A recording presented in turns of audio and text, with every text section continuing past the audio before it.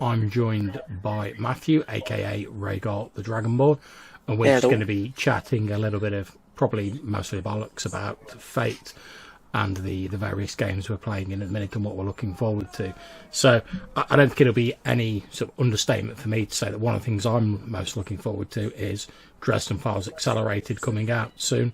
Can't wait to get my greasy mitts on that. Absolutely, John. I'm really curious to see how they're going to boil down the magic system. Being a big Dresden fan myself of the books and the games and all the stuff I'm doing in that area, like I wonder how they're going to, because the evocation and thaumaturgy system in Dresden is simple on the surface, but also quite complex when you get down to it.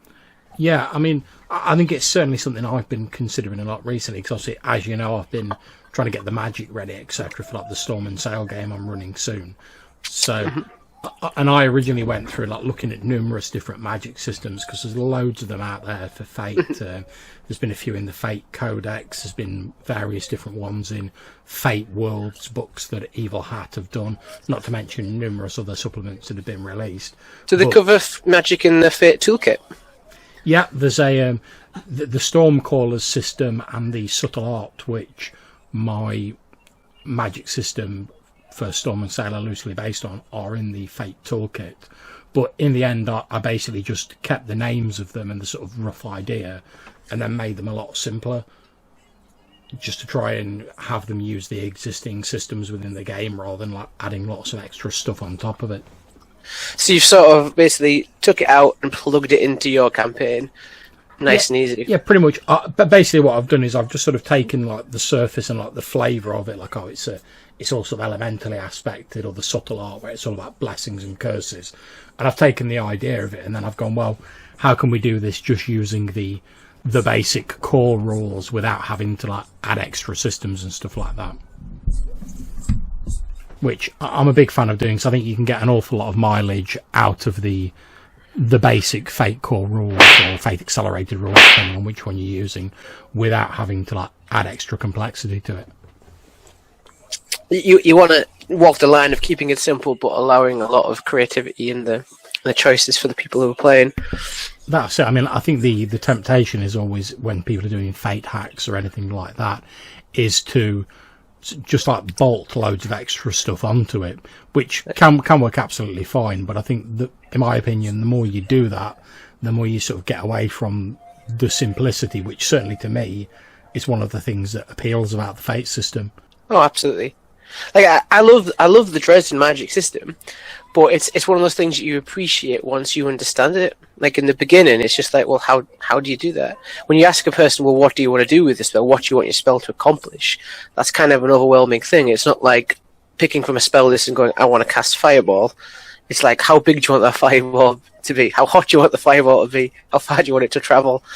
Yeah, you can customize it to whatever you want. Yeah, I mean, I think it, like you say, it's one of those humps where once you're over it and you understand it, it's very sort of simple. But trying to get people over that sort of initial hurdle into understanding it can be a little bit difficult. Because I mean, I remember when I first looked at Dresden Files and looked at the thaumaturgy rules, and I was like, well, they do follow two just simple rules, which is just okay, how long is it going to take to do it? How much power are you going to need to put in it? And then it's the negotiation between those two as you figure out everything else. Which you know, how long is it going to take you to get the components reduces the time, and how big effect you want to be, which is how much power you're going to put in. That's it. I mean, I think it's definitely one of those things that looks more complicated than it actually is. And I think part of that is just because of the amount of examples they give in the book. You know, because obviously they're trying to explain it, but as with a lot of things, I mean, I've seen it recently in like the Fantasy Flight Games Star Wars system, where, as you know, it uses the narrative dice, which once you understand it, it's fairly simple to get into. But when they're trying to explain it into a book, it's one of these things where if I'm talking to you now, I can explain it fairly quickly, but trying to write it down and cover everything makes it look sort of quite bulky and quite complex, even though it's really not. When you look at it in its total, it's like in a top-down view. Yeah, it looks quite a lot to deal with. Yeah, definitely. I would say, so does the Storm and Sail, does that break down in like you have to associate with a certain element to cast spells in that element? Is that how it works then? You can't and just have a broad range of like magical aptitude. That's supposed to be the word there. Basically, the way I'm working it is you just use the magic as justification for making skill rolls, or in this case profession rolls, since sort of loosely based on Jadepunk and a few ideas like the Fate Toolkit, Storm and Sail uses like a number of professions that you roll on rather than a list of skills like in Fate Core. So if you were trying to do something underhand, you would roll your pirate profession instead of like a sneak skill or whatever. So it's the magic's mainly just a justification for doing stuff that you wouldn't normally be able to do with the skill. So if your character, let's say, has been, say you've been kidnapped and all your equipment's been taken and whatever, but you're aspected with fire, you've got one of your aspects that says you are a fire mage in this setting, a fire caller, you could say, oh, well, I'm going to make a ranged attack using this profession because I'm summoning up the element of fire. So it allows you to justify that within the narrative of the story. But it does basically come down to you're still making a ranged attack using the normal rolls you will be using. All right. So does it allow for things like, say you wanted to transmute yourself? Transmute? Is that the right word? Transmute yourself into another creature? Is that possible? Transmogrification might be the correct term. It wouldn't really be possible to transform yourself into another creature because that's not really the sort of flavour of the magic. However, things like sort of wreathing yourself in flame or like momentarily transforming yourself into like a sort of a version of an elemental would be feasible. Because I mean, effectively there you're just looking at like creating an advantage, which is effectively just like a new aspect. So there is some restrictions in that sense that the magic follows a certain elemental path. That's it. Well, I think even if you're not going for like really complex rules for magic, I think it's important to have some restrictions, especially with a system like the one I'm using in Storm and Sail, which is very much tied into the core rules. So I think if you didn't have some restrictions, then pretty much there'd be no reason for any player character not to be a magic user. So yeah, I do love that modular nature of Fate there, where you can like just plug in and take out parts of it like that, and it works. It's sort of like it has that. I suppose the consistent design. I don't know if that's the right way to think about it. Like in D&D 5th, the maths is sort of reduced to a certain level where you're always trying to get within a certain window of results, aren't you? Like between armor classes, and the difficulties is between like 1 and 30, I think, off the top of my head, something like that. Like I like that in Fate, where even though you're doing all this crazy stuff, it still follows the kind of the ladder quite extensively. Yeah, I mean, I certainly think that's a very good point. One of the things I find with Fate is if you're not experienced with the system, I don't mean any sort of like slight on people who aren't, it's if you just bring in a sort of modular bit of like extra system, which, yeah, as you rightly say, there's loads of them out there, it can have like a knock-on effect to other parts of the system, which if you've not anticipated, it can be a little bit problematic, which is again one of the reasons why I try and stay as close to the core system as I can. It's one of those things like in an RPG's lifespan, I don't have a concrete example off the top of my head, but like if you know what I mean, like where they start off with the core products and then over time they introduce like extra classes, extra items, and because the design hasn't been followed through from the beginning, like there's a certain kind of power creep that gets in there. Because these things contradict each other, and it becomes harder to like deal with everything, having everything included without like having a lot of house rules and that sort of thing. And that's what I love about Fate, is that even if you add these things in there, you know they're going to, at least in theory, I mean, in practice, depends what you're talking about, should conform to the rest of the design.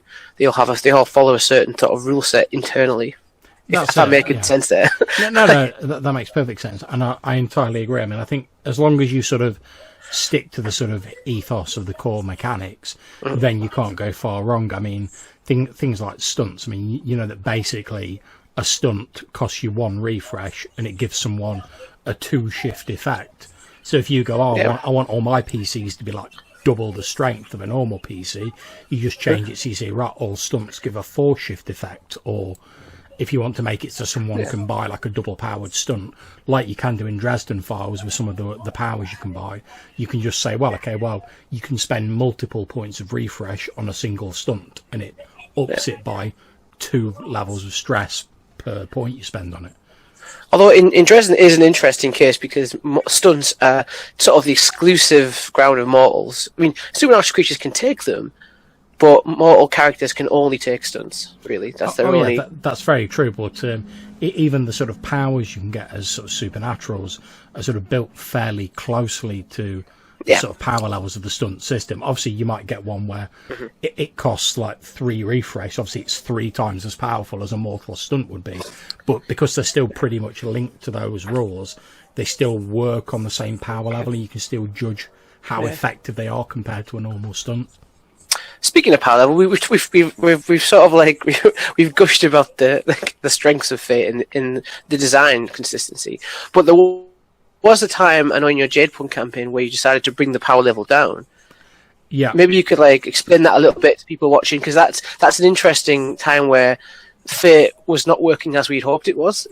Yeah, I mean, I think that's very true. I mean, the problem we faced there was I was perhaps a little bit too free with giving out the milestones. And for anyone who's watching who doesn't know, a milestone is effectively a point during Fate where your character advances, and there's a number of different types of milestone.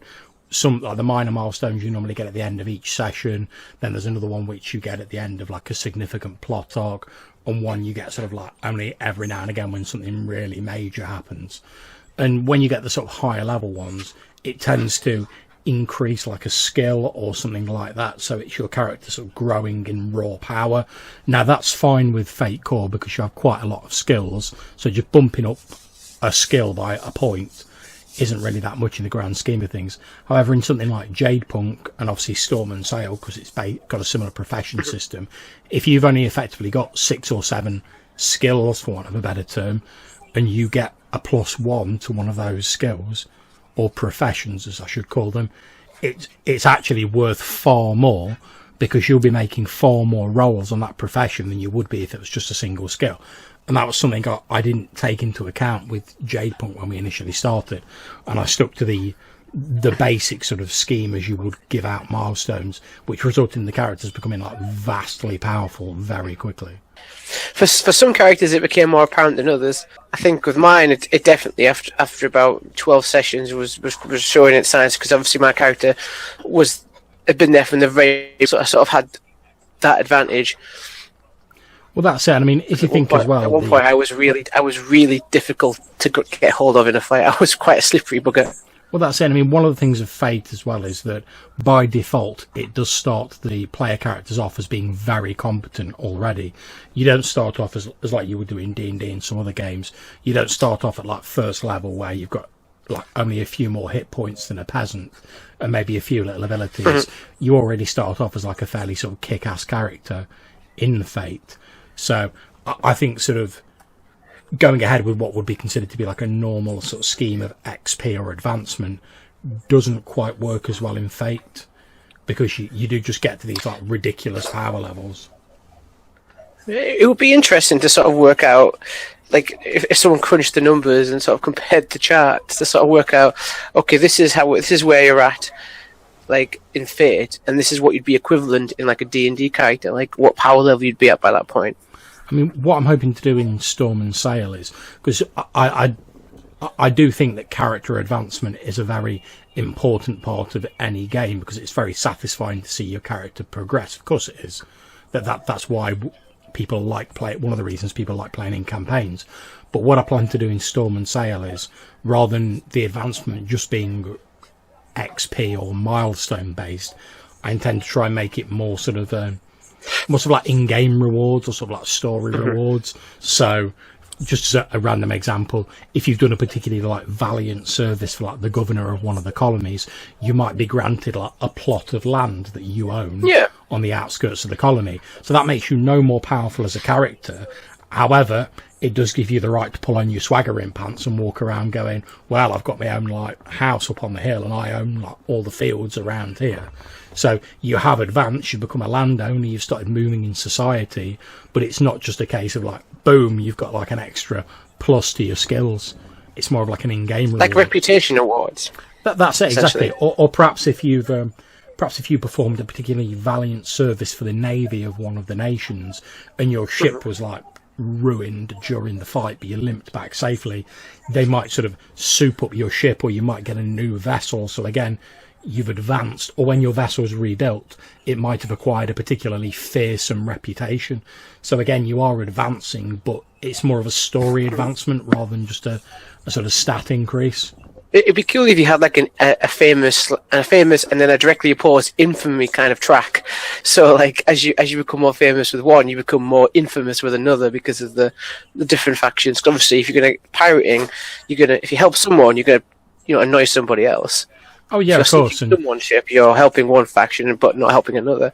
Of course, I mean that's why when I was sort of like making the background for Storm and Sail, I based it a lot on like my memories of playing games like Sid Meier's Pirates and stuff like that. Classic.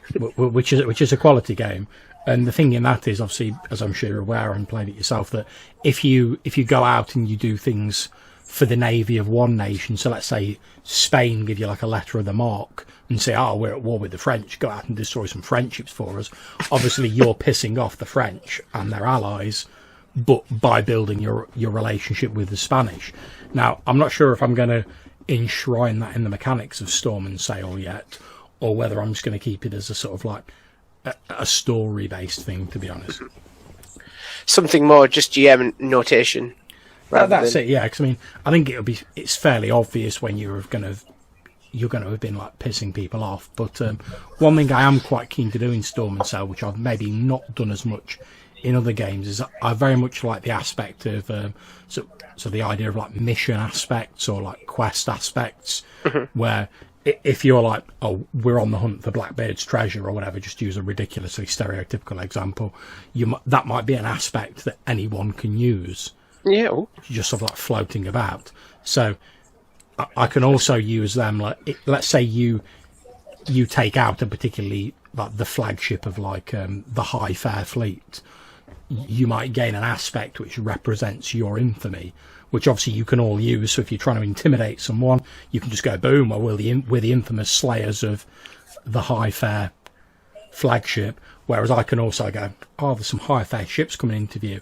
I'm going to compel that aspect because they recognise your ship because you're the ones who took down their flagship, and they're not very happy about it. Run away, run away.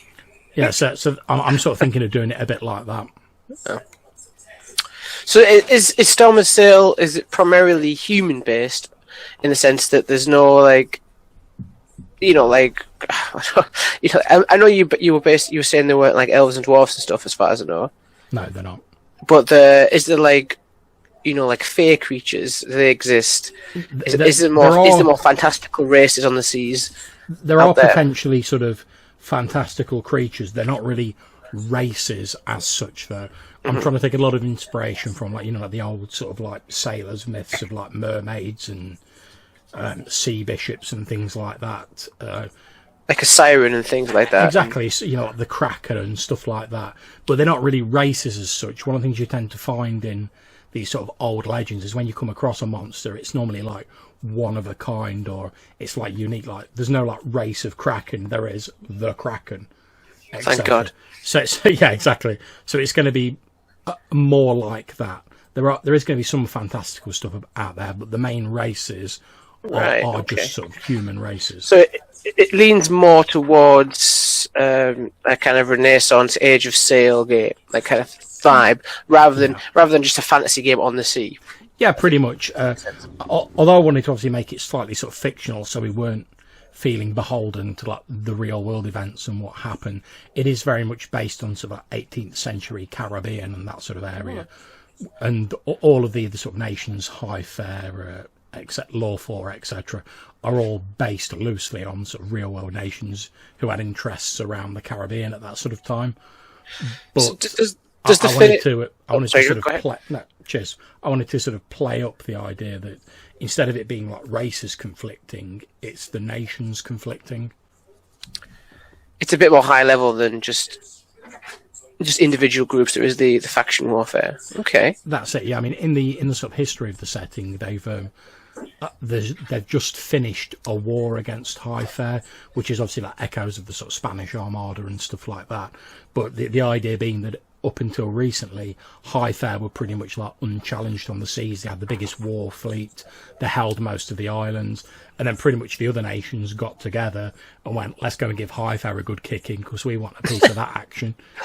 They all mullered in there like, gave Highfair a good kicking, forced it out of a number of its holdings. But of course, as soon as they'd done that, they all started squabbling over who was going to get which bits of the island. So now it's all sort of divided up amongst these nations who've come in.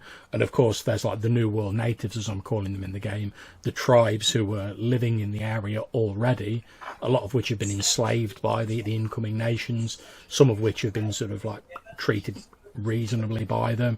Others are very hostile towards the... It's very difficult because like, there are a lot of like different tribes. Although I've grouped them together for convenience, the natives are lots of different tribes with different traditions, rather than like one sort of nation as the rest of the nations are. Oh, you've obviously put a lot of work in there, John. Looking forward to seeing that in action. Well, I mean, to be honest, one of the reasons I've sort of based it on the 18th century Caribbean is because I've read quite a lot of sort of pirate stuff already and about that area, so I knew a fair bit about it. But and it's something that everyone sort of knows a bit about. I mean, even if you've not really read into it, everyone knows a little bit about pirates, or they've seen Pirates of the Caribbean, or they've read a few pirate stories or Age of Sail stories. So everyone, I think it's been entirely romanticised compared to how it actually was. But yes, it's one of those things, common tropes of history. Yeah, I mean that's another one of the reasons I wanted to make it a sort of fantasy version of, because obviously we know that obviously we don't know exactly what real life was like in the 18th century, but we know it wasn't like the films. But I didn't want people to get too caught up on that, so by saying it's a fantasy version, again, we don't feel beholden to try and make it gritty and realistic to reflect what really went on. We can just relax and enjoy doing a sort of Age of Sail game. If people want it to be a bit more gritty, they can do that. It's not difficult to do. If they want to focus purely on the sort of romanticised aspects of it, people can. So using the Fate core rules, have you had to come up with your own ship-to-ship combat system, or I don't know if the Fate toolkit actually provides you with something like that, like packaged? I've read a few different ideas in different places about using vehicles, and the system I've hit on basically is your ship for each player in the group. Your ship has, it's like a group vessel, almost like, you have like a group spaceship in like Age of the Empire or something. For each player character you have on board, each player character gets to give the ship one aspect or one stunt. It's up to them. So the ship starts off with a high concept and a trouble, and then each player can either go, well, I'm giving it an aspect. Alright, so it's like an NPC, essentially, that we build up by being part of it. That's it, exactly. I should very rightly say it's an NPC that each player gets to like have a little bit of a say in what it's like. Does it get its own fate points? It doesn't have its own fate points. However, the aspects for the ship can be compelled by anyone who is a member of the crew, as long as they're on the ship or they have a reason for doing so. And the stunts can be used by anyone who's a member of the crew and is on the ship and can do so. So let's say you say, we've taken a stunt where, because our ship's got like mad loads of cannons, we gain a +2 on ranged attacks from our vessel. If you're a member of that crew and you're on that ship and you can reasonably fire one of its cannons, you can take that +2 because it's a stunt attached to the ship. That's an interesting way of doing it. So I'm guessing that then, if we become famous or infamous, then the trouble of the ship is going to change to reflect that. Exactly, yeah. And it's another one of the ways that we can use to model that sort of nation versus nation, like hostility and suspicion, without having to add like loads of extra rules, because it can all be reflected in. That is a simple way of doing it. Effectively, because I'm all about the simplicity when it comes to the rules. Mm-hmm. But the ship is, as you say, it's effectively just like an NPC. It's got like the standard amount of stress and consequences. It'll have a few stunts, however many the players choose to give it, at least 2 aspects, possibly more. So like I say, each player can give it either an aspect or a stunt when it's created. That's very interesting. I was curious to see how you do that. I've never seen vehicle combat done in Fate, and the closest I've come recently is looking at vehicles and starships in the Star Wars FFG stuff, and there's a lot of detail there, which is great, but there is quite a lot of stat crunching to look at. Very much so. I mean, one of the things I'm doing as well is, although there is obviously more crew than the player characters on board the ship, most of the roles, like if you're the ship shooting at someone, will come down to like the PCs doing it. So the crew won't really be acting on their own. But if you're facing off with an enemy vessel, it's easy enough for me to use like the NPC roles to say, well, the crew of this ship's pretty good at shooting, so they're rolling for shooting with a +2. So if we conceded a fight on the ship, we'd get the fate points, not the ship. So it'd be like that. Okay, that's very interesting. So when you were developing this campaign using, I'm guessing you started with Fate Core. I started with Fate Core, and then as I was sort of going along and I was reading sort of Jadepunk, because I know we all, despite the few like minor issues where we all really enjoyed the Jadepunk campaign, I certainly enjoyed running it. I wanted to reflect something like that where it's, and I think the Fate Accelerated system can seem a little bit too simplified for a campaign game, whereas I didn't want to have the full sort of massive skill list of Fate Core, so I think a profession system strikes a nice balance. And because you can name the professions, so we've got like pirate and navigator and stuff like that, it's a nice way of getting that sort of flavour of the game in without really making the rules complicated. So when you were developing this, was there something you wished that Fate Core had provided you? Was there something you felt that was missing there? Initially, I did sort of consider matters of scale. You know, if a sort of warship, which is obviously huge, was like firing its cannons at like a normal person, it was obviously significantly smaller. I was like, well, how would that be represented? Yeah. And in the end, I'm trying to avoid just saying fate is the perfect thing for every situation, which would be unfair. Yeah, quite. But I mean, in the end, I've just sort of dealt with that by putting like a couple of stunts in. So it's like there's a couple of stunts which are ship-only stunts that players can take, which just like increase the size of your ship and basically cause it to do more damage, but it becomes less manoeuvrable. Oh, that's interesting. Yeah. So it's like if you get a couple of people to like buy, 'cause you have to buy the first stunt, which is I think called something imaginative like big. Then you can buy like this. If you've got that, you can buy the second stunt, which replace it, which is like very big. So how would you handle a fleet of ships?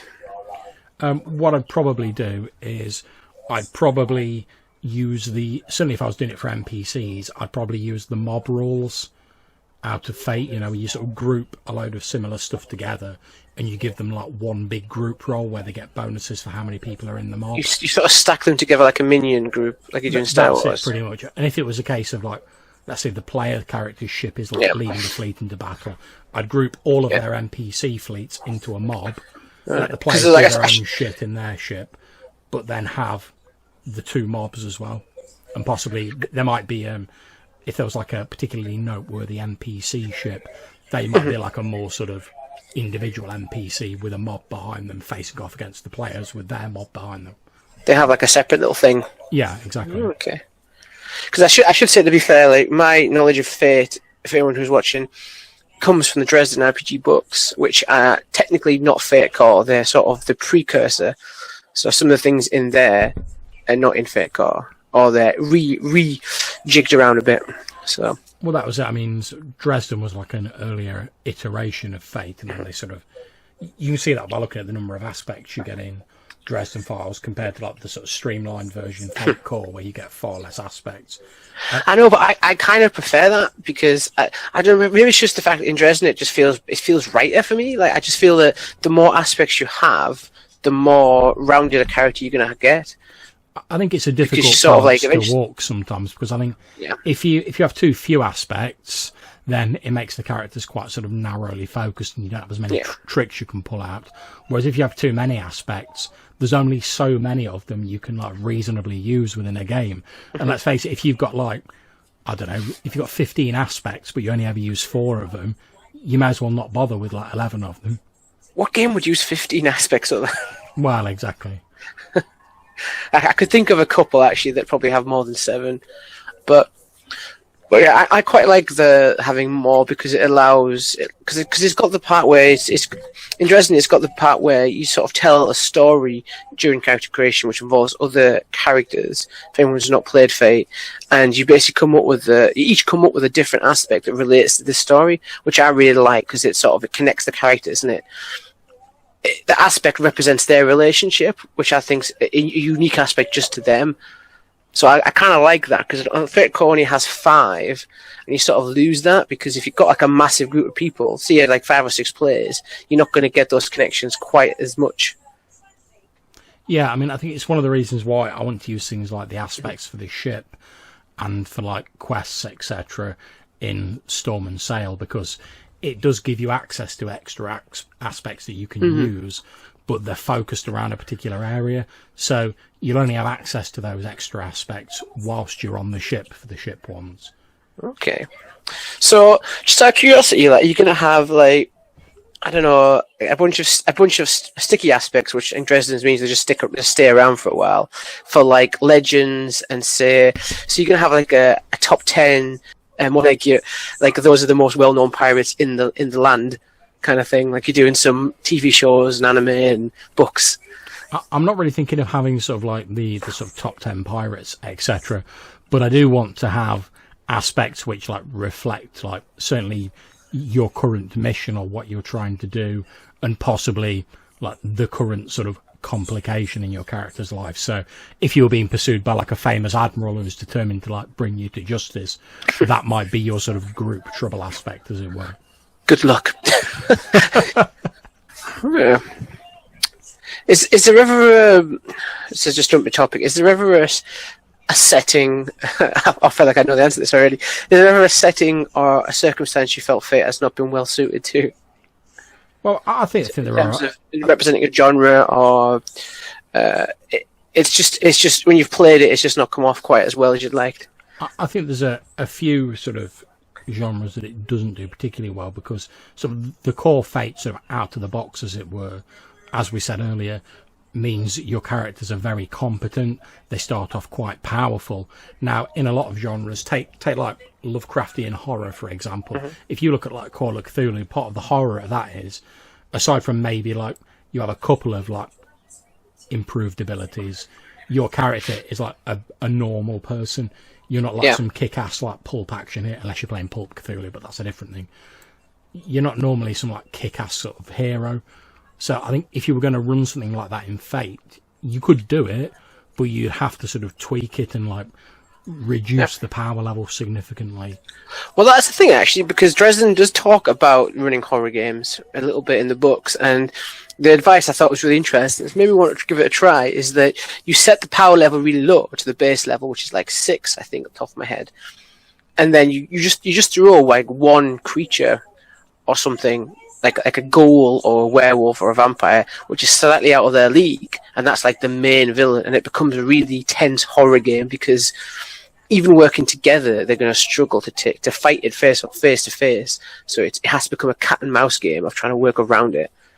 That's it. I mean, I'm currently toying with the idea of doing a sort of like mortal-based horror game using Fate for Brigade Con. If I get enough time. World of Darkness, John. How unlike you. Well, yeah, I mean, I do World of Darkness does tend to be my go-to system for sort of like mortal horror, certainly in particular. But I've been reading a fair few things recently where it's talked about, so like the Fate Toolkit, Fate Codex, etc., where they've talked about how you can adapt Fate to run horror games. So, and it's not something I've done, so it's something I'd be quite interested in giving a go. But it just depends on whether I can get the time to like knock something together before Brigade Con, because I'm already involved in the Tides of Change, like Star Wars games that are going on. All right, so you're one of the GMs for those games then? Yeah, there's like a series of games. So basically, at any point in time, there should be a Tides of Change going on during Brigade Con, because we're all running games in sequence, and they're all sort of based loosely on the same sort of plot arc, which I won't go into in too much detail on how secret or how revealing the GM in charge wants to keep it. Last thing, I've actually considered running a Star Wars game for Brigade Con 2, although I haven't contacted the Tides of Change group about it, but it's one of the ones I was thinking about. I had a cool concept. I don't want to say too much about it, but I had a cool concept where the players sort of wake up on a starship during a space battle, and stuff happens. That's as far as I want to go. But it's like it's a bit more thriller and intrigue based than your usual Star Wars game. So that's the idea I had, but I wasn't sure about running it because as a convention game, it's sort of like it's on that narrow edge of being a really cool game for a convention game, you know, being really fun, being able to think on your feet, but then being quite mechanically complex. Yeah, where you've got to be really careful of not getting bogged down with the details. Yeah, that's it. I mean, I think it's especially difficult, like you say, in a sort of one-shot game where realistically you've got 3, maybe 4 hours to get your story across and everything like that. So I could certainly see why that would be more difficult. There's a chunk of that time in a con game where it's introducing the players to each other. If they're strangers, you know, talking about the characters they're going to pick. So the game probably doesn't start for about a good half hour into that 4-hour session. Yeah. You're just sort of prepping everyone that doesn't know everything about the game. You know, you're getting everyone up to the speed that you need them to be before the game begins, and making sure everyone's ready and understands the basics and stuff. Yeah, that's it, exactly. And I mean, I think it's one of the things where you have to give due consideration to the format of whatever game you're running. There's no point. I mean, running a campaign and a one-shot are very different things, and running a sort of con one-shot again is slightly different. So it's all just a matter of becoming comfortable with the different sort of formats. I do feel Fate lends itself well to con games in the sense that it's easy to put something together. Yeah, I mean, that's it. It's easy to take sort of an idea from like a TV show or books or a film franchise or whatever and quickly sort of render it using the rules without having to like rewrite slews of them or house rule loads of stuff. So I think that does stand Fate in very good stead for those sort of one-shots. But the problem I find with Fate in a flip side is on a convention game, if someone's never played Fate before and knows nothing about it when they come to the table, it usually takes them longer, from my experience, to sort of understand what it's about. Because aspects are a thing that you don't really find in other games. So you have to spend a lot of time explaining what they are and how they use them. Yeah, I mean, I think again, we come back to the point, as we said earlier, where it's one of these things that once you understand it, it's fairly simple to sort of get to grips with. Yeah. But again, explaining it, especially if you're in a sort of convention style scenario or a one-shot style scenario where you really want to get on with the game as quickly as possible because you've only got 4 hours to like get it all tied up in, can be quite challenging. But I think again, there the advantage of Fate is that because player characters don't really need, especially if you're using like pre-gens or something, they don't really need to know like all the ins and outs of the system, and getting a basic grasp of it is fairly simple.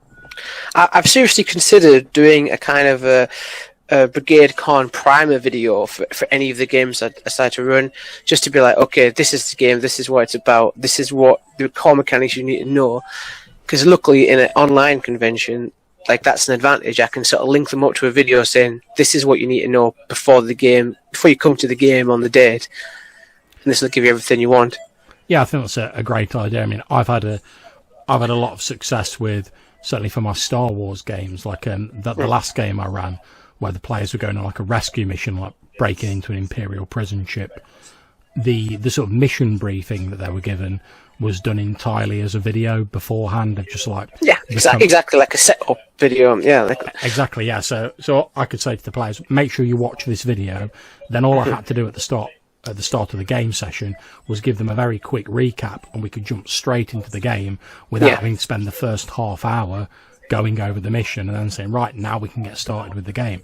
And because they'd all gen the characters beforehand and got them to me, it meant we literally spent about 10-15 minutes going through that, and like the rest of the time was just devoted to the actual game. Yeah. And one of the things I love about Fate is making pre-gens is pretty simple. Oh yeah. Like, once you've made a couple of characters, you can whiz through it.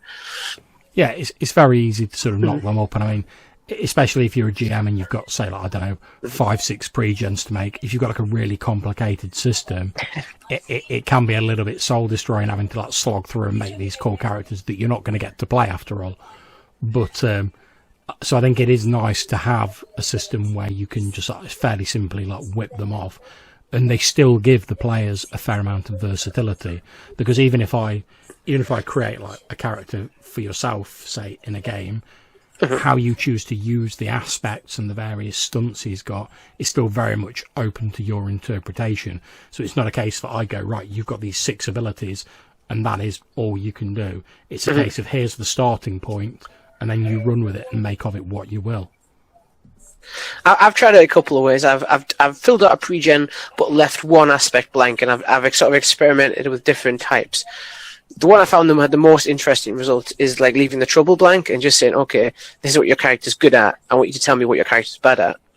Yeah, I want you to pick the thing that I get to like sort of compel you at throughout the game.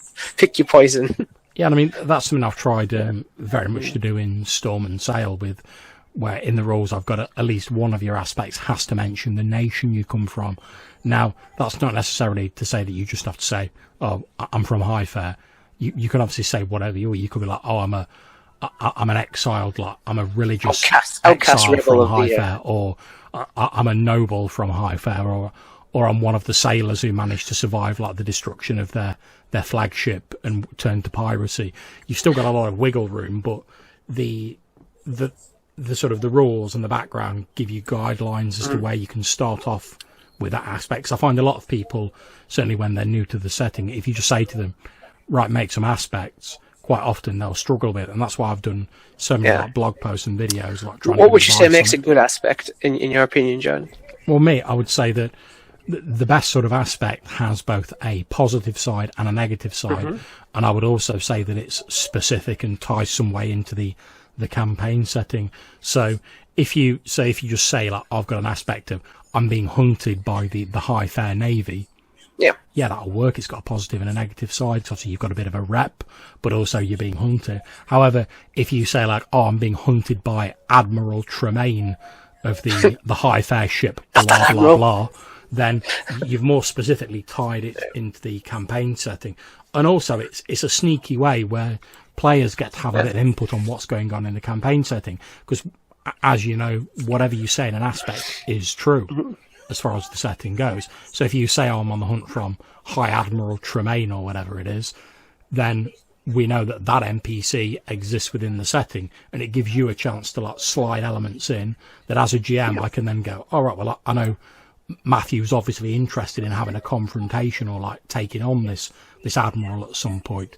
And let's face it, as a GM, if the players are saying to you, this is what I want to see in a game to make it interesting for me, you'd be a bit of a fool not to put it in, really. Yeah, the aspects do kind of give plot hooks to the GM straight away. I've sort of been following 2 rules of thumb when I try and explain it to people. As I try and think of the aspect, when you're thinking of the aspect, try and say it from your character's voice. Like, what would they say? Like, to try and give like, this is how they would speak. So try and say it in their tongue, as it were, because it comes across more flavorful then and gives a certain vibe to it. And I try and say that the aspect itself should tell a story, like it should infer a part of your character's life. So you could say you're an alcoholic. That's one of my go-to ones because it's something people generally understand. You know, it's someone with a problem, isn't it? Yeah. With alcoholism. But if you say, you know, struggling alcoholic or recovering alcoholic, that usually gives you a bit more.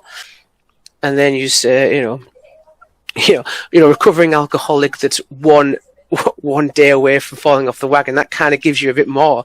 Like it kind of infers that he's, you know, whatever's going on in his life, it's probably a trouble that, you know, he's on an edge.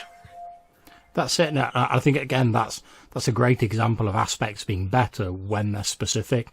Because, like you say, if you just say alcoholic, it works, but it's quite generic. Whereas if you just give it a little bit more detail, it makes it more interesting, tells you more about the character, and it also gives you more guidelines on how it can be used. Yeah. So if you, to give your example of like you're one day away from falling off the wagon, as a GM, it makes it not easier, but it makes it more obvious to me where you want to see compels.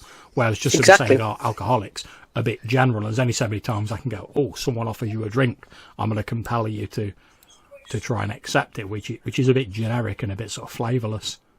Yeah, like the character has a really bad day in the session, obviously hopefully not the player. The character has a really bad day, and then they end up accidentally at a party or something that's surrounded because struggle, and that's what I like. This aspect should infer the kind of struggle the character's having in their life.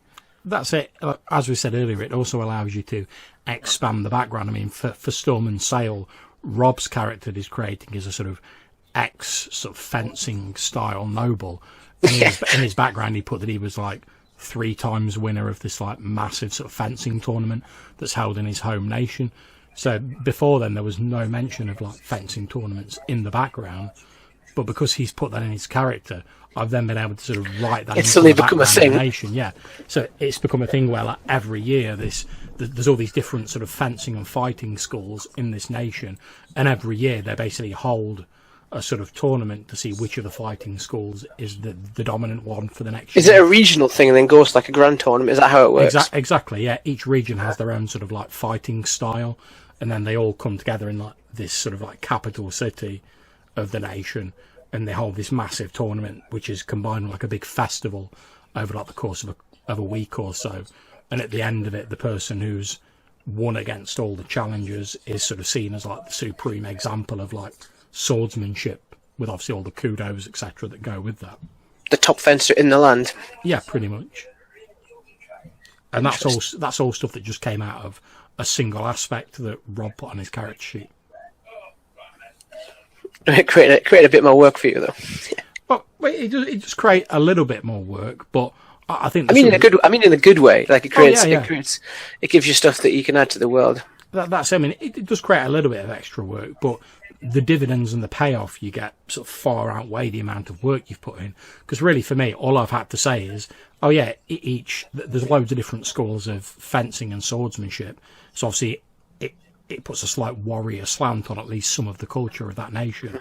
But it also means that at any time I want to sort of have a new style of fighting turn up, or like a new school, that background already exists to do that. And it also means Rob might face complications because he's going to be pretty famous in his home nation, having won this sort of festival a few times.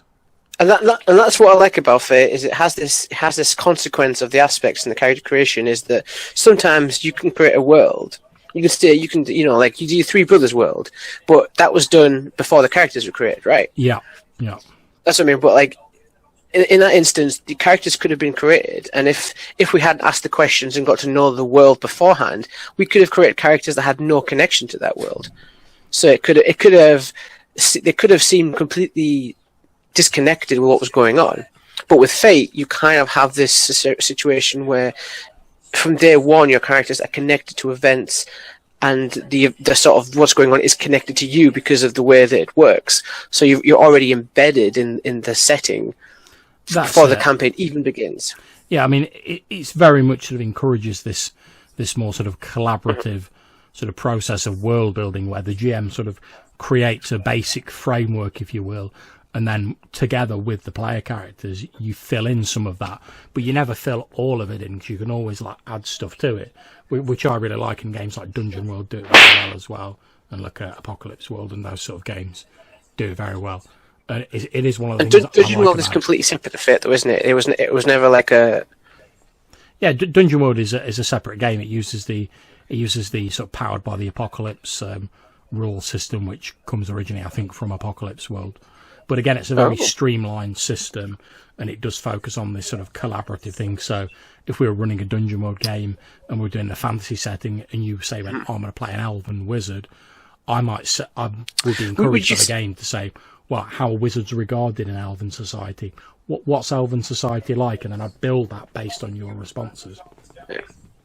Would you say that design-wise, that Fate puts a lot of trust in the players and the GM, whereas in some systems you could say that the way that the rules work is it's sort of creating like a framework for what the players can and can't do, so that they can't abuse the rules to their sort of whim, if that makes sense. Like they can't take what they can do and bend the rules in a way that breaks the game. That's how the rules are designed. Whereas this is more in the sense of, what do you want your character to do? Yeah, I think so, very much. I think it's part of the payoff. There's upsides and downsides to having sort of simpler and more sort of open to interpretation rules. I mean, obviously the good side, we've talked about some of them already. You know, you can add stuff to the setting. You're more free to make the character you want. You don't have lots of rules tying you down, but there is more potential for like abuse of the system there. Whereas, as you say, a sort of game with a stricter framework, there's perhaps less potential for abuse, but also you're more hemmed in and you're more restricted as to what you can do. So, because if you figure out a way to stack your advantages every single time in a combat or a social situation, your chances of failure dramatically reduce. Because there's no, like in Star Wars, you've got the kind of things you can introduce to make it harder or easier.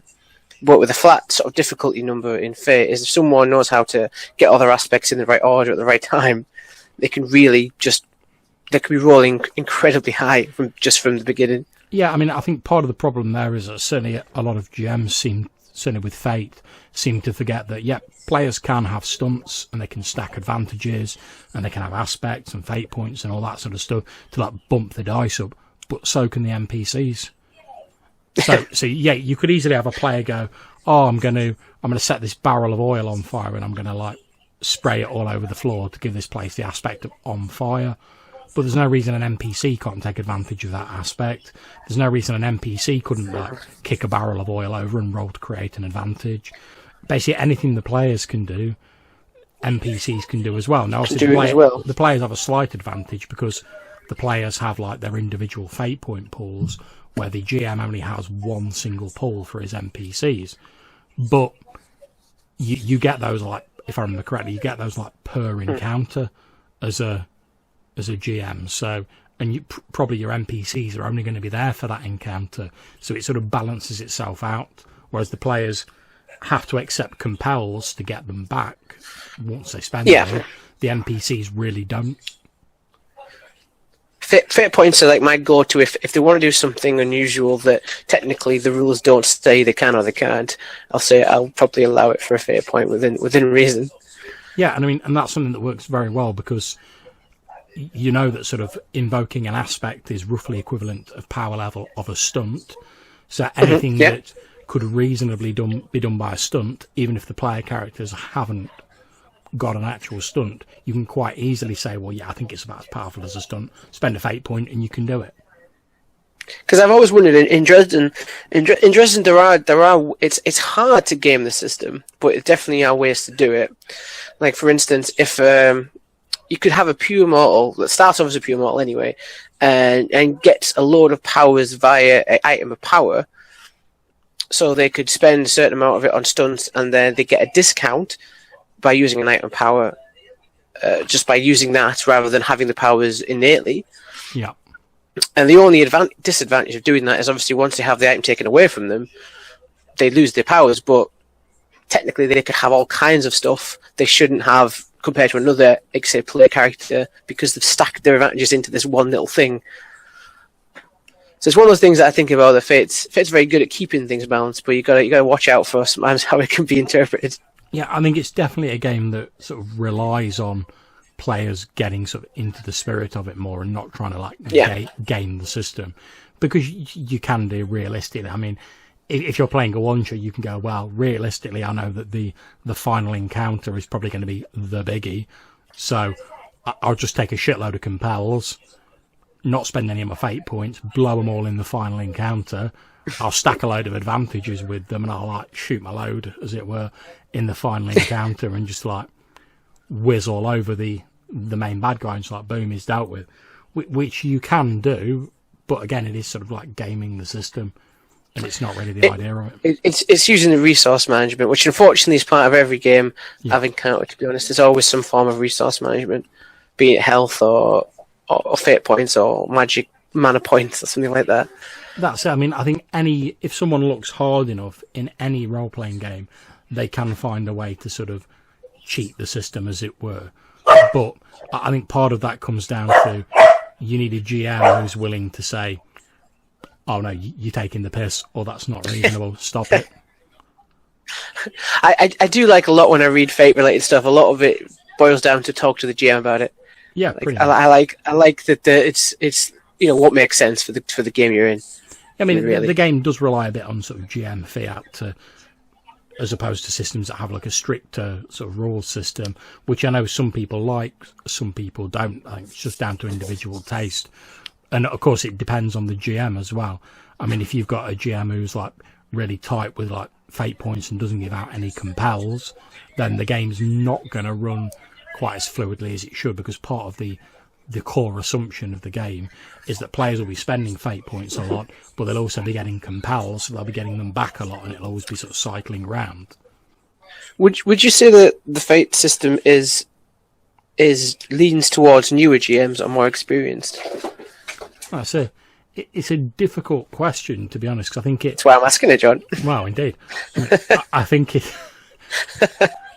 I think it does lend itself in some ways to new GMs, because they're maybe not as sort of tied down with more sort of like traditional RPG notions. Mm-hmm. So I think a lot of, certainly when it first came out, a lot of the reason people weren't as keen on Fate was because it was quite different to traditional RPGs, and the instinctive reaction of people when they see something new or different is to go, not sure about that. I'm going to stick to my old and faithful game. Yeah, I like the way my current game works, and this is a bit different. You know, what's it offering me that means I should adopt that? And I don't think Fate's a sort of perfect game by any means. It does a specific thing and fills a specific sort of niche, and it does it quite well. But it's not a sort of be-all and end-all sort of solution. I mean, if you go, I want to play some sort of class-based like fantasy game where you move from like 0 to hero, then you could tweak Fate an awful lot to make it do it. But there's already other games out there that do that sort of thing better with it built in. Whereas if you go, I want to play like a fairly loose and sort of free-flowing game which is heavily narrative-based, then Fate's pretty much got you covered. At that point, you're trying to turn a knife into a spoon, essentially. You're trying to bend something into something that it wasn't really designed for. That's it, exactly. It's the right tools for the right job, basically.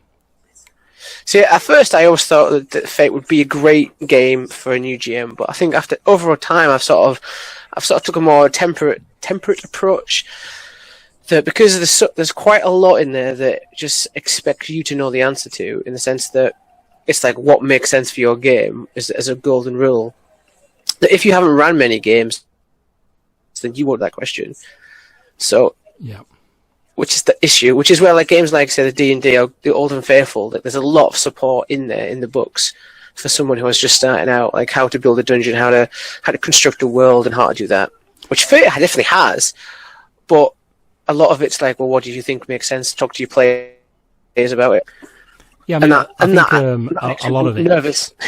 I think a lot of it does depend on how much you want to get into the sort of nitty gritty of the system. I mean, if you want to just take something like Fate Accelerated and run like a simple like one shot game, you can do that as a new GM without having to get into like all the mechanics and all the potential sort of additional like complexity that we've been discussing. But if when you've got a few games under your belt, you do want to start looking at sort of individualizing it all or sort of hacking it or making it more to your game, you can do that, but you don't have to. That's just an option. If you go, right, I'm just running basic Fate Accelerated or Fate Core, I want to keep it all nice and simple, you can say things like only take stunts from the book and stuff like that. Even if you didn't want to get all into that, you could still, as a new GM, run quite a good game without having to like address any of the complexities. All you really need to understand is making the rolls and how compels and invokes work, and you can run quite a good game. True, but there are certain skills that you would, if you are just starting out, that you would definitely take time to get your head around, like building an encounter, for example. Like how do you challenge a group of players without either making it a walkthrough or making it lethal to the point of they should just run away. You know what I mean? That is definitely something you learn over time, and I don't know if Fate Accelerated, I've not played Fate Accelerated yet, unfortunately, would handle that to a new GM. Well, yeah, I mean, there's a fair amount of advice in there. I mean, certainly creating like MOOCs and high-level NPCs, and it gives a bit of advice in there. I mean, the thing about Fate Accelerated is it doesn't have a lot of the examples that are in Fate Core, because obviously it's trying to present it all in this very thin sort of booklet format that people can like easily carry around and So quite cheaply. So we've said Fate Accelerated a lot. Just in case someone understands Fate Core but doesn't understand Fate Accelerated, like what's the main difference between the two? Like I sort of have an idea because it's a streamlined version, but like what parts of it exist in Accelerated and what parts of it don't? Okay, well, they're basically two different builds of the same game engine. In Fate Core, you have a list of skills which tell you what you can do. So if you have a burglary skill, that tells you what you can do with that skill. You can break into places, you can steal shit. It tells you what you can do. Fighting tells you what you can do. However, in Fate Accelerated, rather than a skill list, you have, I think it's 6 approaches, which are things like cleverly, sneakily, stuff like that. So rather than telling you what you can do, they focus on how you do things. So instead of saying, oh, I'm going to roll my fight to attack someone, you might say, I fiercely attack someone, and you would roll your fiercely approach. Okay. That's an interesting way of getting around it, I suppose. I mean, it seems, in my opinion, to work best in games where people have broadly similar level of abilities, because then it becomes less about sort of what you know and more about how you actually go about doing stuff. So if you, say, create a character who's more fierce than he is sneaky, it says something about your character. I know a lot of people, myself included, are very, very interested in Dresden Accelerated to see how they build it down, like I said before. But I don't know if they can do that with the magic, as I said earlier. Because that's I'm guessing a lot of the magic will be sort of based around stunts and or aspects. So probably like giving yourself various aspects, either temporarily or sort of semi-permanently, will form a large part of it. So if you were like someone who was really good at casting fire, you'd have an aspect saying, I'm a pyromancer. Yeah. I mean, if I look at something like Age of Arthur, effectively the way like the shape-changing magic works in Age of Arthur is when you change, let's say you change shape into the form of a wolf or something, it would give you an aspect like form of the wolf. And the way that works in Age of Arthur, you can effectively invoke that aspect for free to give yourself a +2 bonus in any situation where being a wolf would be helpful. So if you go, right, I'm going to track someone and follow their trail, you'd be like, boom, I'm getting a +2 because I'm in the form of a wolf and I've got this aspect. However, in any situation where being a wolf isn't helpful, like negotiating between a human, you would get a -2 automatically without the GM having to compel you. So if you went, oh, I'm going to run across, I'm going to pick up that sword, I'd be like, really? You're a wolf, you don't have hands, so you're going to have to like pick it up in your mouth and fight someone with it. You'd be in a -2 like automatically. And that's just a very simple way of doing it, and all it involves is you writing down like form of the wolf on your character sheet, and sort of the GM and yourself adjudicating what things a wolf's good at and what things a wolf's not good at. But again, it's all fairly common sense, because we all know what sort of things typically like a wolf can do. You know, they can hear very well, they've got better eyesight at night, they can track things very well, they can run very fast. However, they've not got the manual dexterity, they can't talk, there's a certain prejudice against them. So again, negotiating or empathizing with people might be a bit more difficult. Would they think as a wolf, though? That's the thing I'd be curious about. In Age of Arthur, no, you don't tend to think of a wolf so much. Although, because that is an aspect, although the GM doesn't have to compel it, it can still be invoked and compelled as normal. So so let's say you were sort of stood there while the rest of the party are negotiating with some like scared villagers. I might offer you a compel to say that like because they're holding torches and your character's maybe a bit wary of that because he's started to become more wolf-like. Maybe you growl under your breath, and that sets these villagers on edge, thinking you're going to attack. And I'd offer you a fate point. That obviously you could buy it off as normal, or you could accept it, gain the fate point, and the complication would occur. Or if you encountered an actual pack of wolves, it could go both ways. Yeah, very much so. You could get the wolves to help in the situation, but also you may be tempted to run off with them and dally about. Exactly, yeah. So as we were saying earlier, again, a lot of it does come down to common sense and the sort of back and forth between the GM and the player. But that's the sort of trade-off you get for keeping it very simple rules-wise. But I feel the common sense approach comes with experience. It comes with learning the pitfalls and the advantages of doing things a certain way. Which again, it's a very kind of catch-all phrase, common sense, which I try not to say too much, because it's one of those things that, you know, some say, you know, it's an argument that's gone on forever that GMing is a skill versus a talent, but either way, it requires practice, and it's something that you get better at over time. Oh yeah, and I'd certainly say, because I've run a fair few Fate games, as you know, I'd certainly say that running them now, I feel more confident going into them than I did when I first started running it. What was your first Fate game, out of curiosity, John, for anyone who would be after that information? My very first Fate game. First time you broke the Fate seal. I can't actually remember. Oh, no, I'll tell a lie. I can remember what my first game was. My first game was, and it's actually online on my channel. I ran a game for three friends of mine. And you remember Pigeon, who was in my Star Wars game for a bit? I do. It was the first tabletop he'd done. And I was just Whatever? Yeah. Oh, I cool. was just using, because he's done LARP a lot, but he's not really done any tabletop, just to not having people around to like do it where he lives. But I wanted to use Fate Accelerated because it's simple, and I wanted to do something that he'd be able to relate to. So I basically took the sort of background out to the video game Grand Theft Auto, which I know he's a big fan of. And I've played some of the sort of earlier versions of the game, and I sort of like threw in a bit of sort of like Cthulhu-esque like horror at the end, and I did this 2-part sort of Grand Theft Cthulhu game. So you didn't actually start with Fate Core? No, I started with Accelerated. That's interesting. See, because the impression I got, John, you've been doing it for a long, long time. The amount of Fate paraphernalia you have and you've talked about over the years, I just assume it was almost an assumption that you've been doing it for a long, long time. Well, I think it was a few years ago. I ran I ran that game. It was certainly a fair while ago, but I've run a lot of Fate games since, both online and offline. And again, as you rightly say, I do think as you become more experienced with them, it becomes easier to run the games. If there was like a piece of advice you would have given to your first time Fate GM, like what would be the golden rule you would have given them?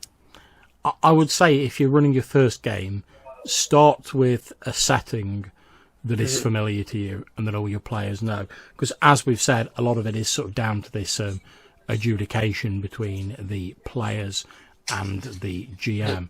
So I think starting off with a setting that you know that you're comfortable with, whether it be a computer game, another role-playing game, a fiction book that you've read, whatever, pick something that you and your players are familiar with, then that's one less thing that you have to deal with. Yeah. Like my advice would have been sort of counterintuitive to some of the books, was they say go through a session 0, go do the city creation, all that sort of stuff.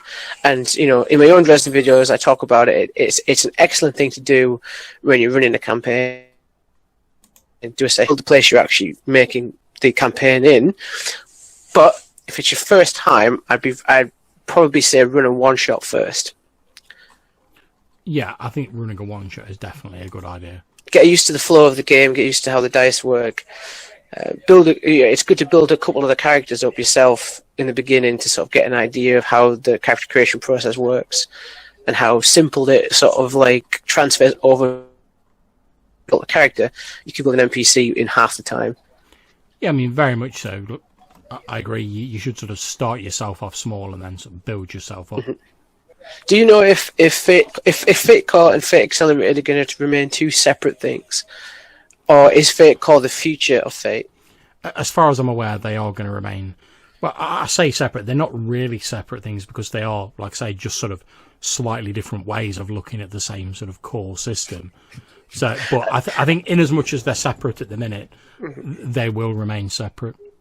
So everything in Fate Accelerated is compatible with Fate Core? Oh, yeah.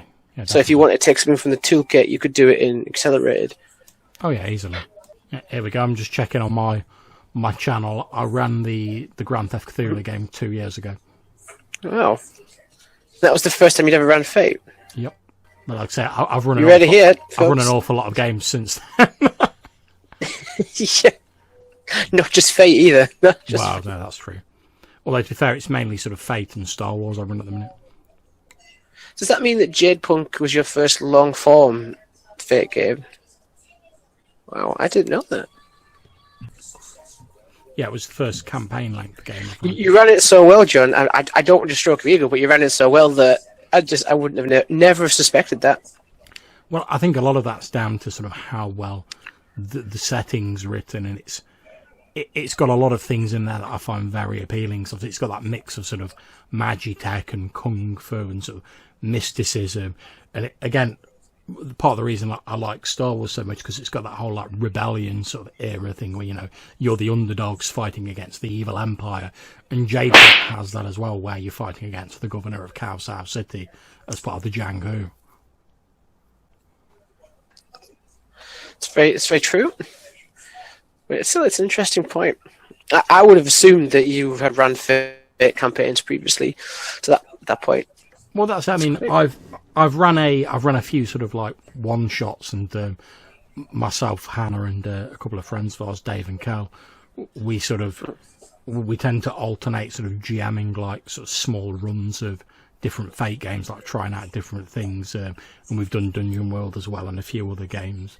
But by and large, we sort of come back to Fate because we go, all right, we know we can pick this up, run whatever crazy idea we've got for a campaign, and then run that for a few sessions, like just do like a little mini plot arc. And it's going to work. Yeah, then someone else will take over the GMing and go, all right, okay, I'm using Fate, so we all know the rules, but I'm running it in this setting, or I'm doing it this way.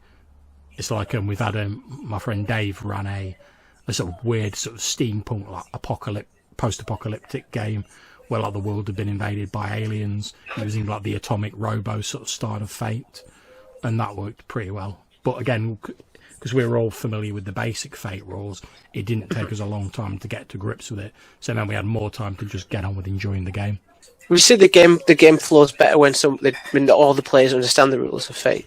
Yeah, I mean, I think it's the case for any role-playing game. If you've got players who understand the rules, I mean, I sort of saw this recently when I think it was the last Brigade Con where Cheppy ran an Edragor game, which is a sort of Fate setting, and myself, Tashif, and who else was that? I think it might have been. Was that the one you were telling me about before? The one that was set in Africa or based on African mythology? Yeah, it's based on sort of African mythology, but that was really cool because we obviously Cheppy knew the Fate rules, and all three of us understood it. So there wasn't a lot of debating, like, can I invoke to do this? Can I? This is what a compel is. I'm offering you this. It was just a case of someone would just be like, oh, well, but because I'm an aged, wise scholar, I'm going to, like, take a +2 in this roll, and he's like, slide a Fate point over and it's done. Or sometimes don't even say that, just go, well, I'm a wise, aged scholar, just like slide a Fate point across, add it to your roll, or take your re-roll or whatever. Or you just get the GM sort of like hold up a Fate point and say, well, it'd be a shame if those pirates who are pursuing you were to like come round the corner of the headland at the minute. You just like take the Fate point and go, yeah, it would be a shame, wouldn't it? And just like take the Fate point off them, and they just carry on with the compel. And there's no need to get sort of into the mechanics of it, because you all understand it. But again, I say this often to like new players, more so in my Star Wars games than in my Fate games. If I'm running a game, I'd far rather have a player say to me, oh, would you mind explaining that to me, and just sort of slow the game down for a bit and explain it to them, rather than have someone like sit back and like maybe not contribute because they don't feel they can, or they're not sure how things work. And I think certainly with Fate, if what I try and do whenever I'm running a one-shot is I'll have an example of like a compel and an invoke and an advantage early on in the game, and that way, like a mini encounter at the start of the game, and that way you can explain that stuff, and once you've explained it to people, they normally get it fairly quickly, and then you can just crack on with the rest of the game without worrying about it too much. Yeah, if it's a round the table game, I'd ask everyone what their experiences are, just to get an idea of what to keep an eye on for like explaining stuff to. But if it's online, you can sort of prep them much easier. If ahead of the game, you can sort of send them information. You can obviously send them a primer video, like I said, show them a bit of the rules and examples, so they can get a heads up what to expect. Mm-hmm. So, what Fate games are you playing in at the minute, then, Matthew? So, obviously, I know you're going to be playing in my Storm and Sail game, but obviously your Storm and Sail game. I am sort of in between Fate games at the moment with John, just playing my Shaman character, Caden Nuru. We've just wrapped up a scenario after a bit of a break, because our schedules picked it up in a few months, or like a few weeks even, and continue with that. I think that's it for the moment. Although my home group probably will go back to Dresden. This is the one I play in. Once we've finished off the next Pendragon era we're working through. Yeah. What about yourself, John? Well, obviously we've got Tashif's Dresden game that we're both playing in. Oh yeah, of course. That one will. I've got Jenny's Dresden game that I'm playing in at the minute. Also, there's the Storm and Sail that I'm going to be running. My wife's running a bizarre sort of fake game at the minute, which is set in like the Harry Potter like universe. Oh, she started running it now. Yeah. She, like I say, we alternate like running games for our sort of group of friends like face to face, and she's running that. Either she's using an adaptation of the Fate system where it's like an aspect only version of the Fate system, which is one of the concepts suggested in I think the toolkit. And the basic idea of that is as well, you don't have any skills or approaches or anything, and your aspects work as they do normally. Okay. But in any situation where your aspect is applicable, you get like +1 to your sort of skill effectively. So if I've got an aspect which says, oh, I'm an amazing sword fighter, and then I've got another aspect that says, oh, I never back down from a challenge, and someone challenges me to a fight with a sword, I'd have a +2 because those two aspects are applicable. They combine together. Oh, so they do stack together. Oh, that's really interesting. But again, because you've got them, you can still spend fate points to invoke them as well. But it's just a simple way of determining what your relative skill level is, and that seems to be working like really well at the minute. All we had to do for the characters was come up with like a few aspects, throw a few stunts on there, stick our stress boxes down, and we were good to go pretty much. So there's no skill list then to begin with. No, it's just the aspects. It's just the aspects, yeah. Okay. And that's not something I've sort of tried running or I've played in before, but we've only done one session of it, but it seems to be working quite well so far. That's definitely something to keep your eye on. Again, I think the advantage of that is it's very free flowing, but again, as we said earlier, and we keep saying, you do have to have a lot of sort of player buy-in and not be trying to like game the system in order to make it work to its maximum potential. That sounds really interesting, John. But yes, I'm quite enjoying that. I'm playing some sort of bizarre sort of like dreadlocked up member of House Slytherin who's basically... In the back of my mind, I was like, I think I know what House John's in, but and it just turned out to be true. I'm playing like a proper like pacifist though, because my characters are like destined to become like basically the next Voldemort, and he ended up sort of like almost killing someone when he was like being taught like the dark arts by his family, and that sort of like was like a slap to the face to him, and he was like, no, forget this, I don't want anything to do with that, and he basically went off the grid and like disappeared. He's gone on the straight and narrow. That's it, and he's basically just like living in this like shitty hut, like in the middle of the countryside, like in the middle of nowhere. Sort of like he's sort of like almost entirely like doesn't use his magic at all. He just like uses like his herbalism and stuff like that, and like grows his own veg and stuff like that, and lives as much off the grid as he can because he's worried that if he embraces that magic, that prophecy will come true. But of course, he's going to have to do something when the other player characters get involved. Of course, yeah, because we've got my friend Dave, who's basically playing like a sort of man in black, effectively. But he's not a wizard of any kind. But he's sort of like involved in like the bits of the government that know that wizards exist. Whereas my friend Kel, her character, like works for the Ministry of Magic. So we've all been sort of thrown together because these like incidents have occurred that have sort of led to like magic being potentially revealed, and we're all trying to cover it up for our own reasons.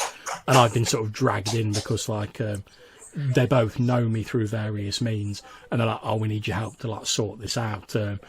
Can you make us a potion? Because we've had someone who's like been bitten by a werewolf, and they're like, oh, we know there's potions that can be made that can stop someone transforming or give them more control, and you're like the man for potions as far as we know. So I've been sort of dragged into it, whereas I've been trying to sort of avoid all these shenanigans. But because my character's quite good-hearted, I'm like, well, I can't. And it's like a kid who's been bitten. I'm like, oh, I can't really just like abandon him and like leave her. So I've been sort of like pulled back into it. Not if you know how to make those potions. That's it, exactly. It's really cool. So yeah, it's a really enjoyable game. For saying it's the first time like Hannah's GM'd for like a long time, and certainly it's the first time she's GM'd Fate for a long time. It's going really well. I've really enjoyed the first session. We've hopefully got the next one coming up in sort of like a week or so. I hope you give like a recap or an update on your channel about it. That'd be interesting to hear you playing in another Fate game. Yeah, I don't know whether I'll do like a video recap. I might do like a blog post, or like I said, just a short sort of like talk through. I'm not sure, so we've not been like recording the sessions or anything. But yeah, I'm sure I'll give like a quick sort of recap in some form once we've got into it a bit more. I mean, the last session was a lot of character genning, and then just sort of like introducing ourselves and the setup of the sort of scenario we're in, etc. But yeah, that seemed to go really well. Really enjoying that. Thank you very much for joining me, Matthew, and No I problem. will end the recording